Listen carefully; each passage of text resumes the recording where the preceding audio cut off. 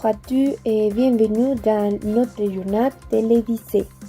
Je m'appelle Grace et aujourd'hui je vais vous présenter la section de divertissement et nous allons parler de cinéma, de musique et d'un grand événement.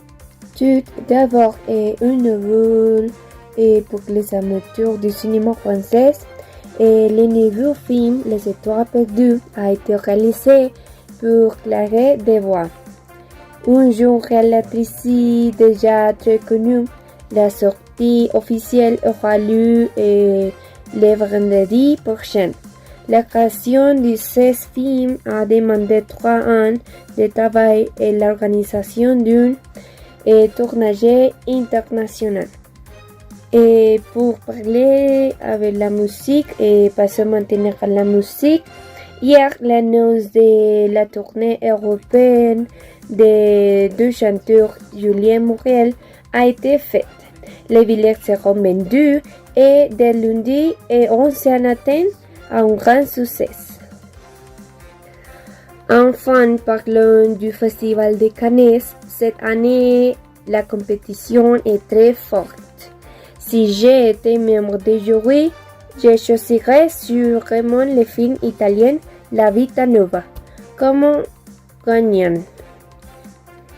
En conclusion, l'attente des spectateurs est grande, mais la passion pour l'art est partagée partout. Merci de nous avoir suivis. Je suis Grace et à demain pour plus des actualités culturelles. Bonjour à tous et bienvenue dans notre journal des nouvelles mondiales. Aujourd'hui, l'actualité internationale est marquée par plusieurs événements importants. D'abord, la signature d'un nouvel accord climatique a été annoncée par l'ONU.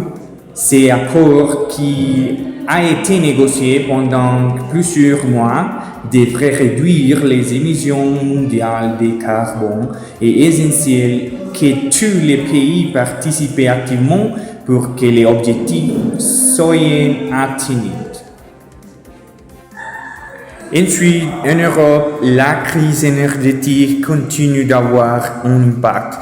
Si les décisions avaient été prises plus tôt et la dépendance au gaz étranger aurait été réduite, cette situation montre l'importance d'une coopération rapide et efficace.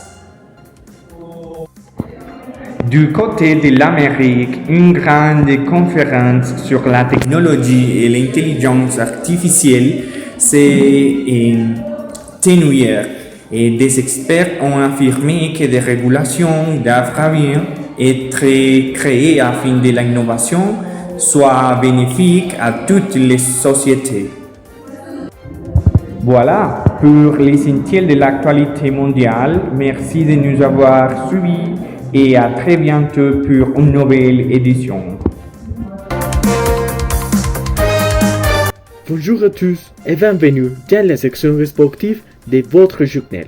Voici les 3 actualités les plus marquantes et importantes du monde du sport.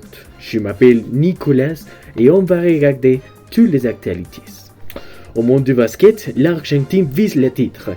Hier soir, l'équipe nationale de l'Argentine a fait les demi-finales de l'Americup 2025 en battant le Canada 83 à 73. Une performance solide menée par Pablo Prigioni.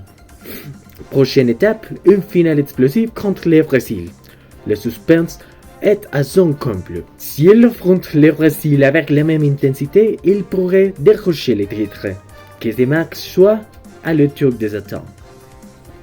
Au monde du football, le Barça freiné par les Rayos. Le FC Barcelone n'est pas réussi de s'imposer face au Rayo Vallecano.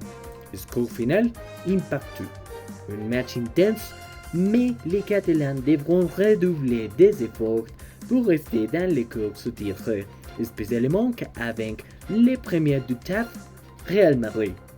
Il faudra que les Catalans retrouvent leur efficace offensive, sans quoi leur début de saison risquerait de recevoir les supporters. Dans le monde du Formule 1, Colapinto un talent qui mérite plus.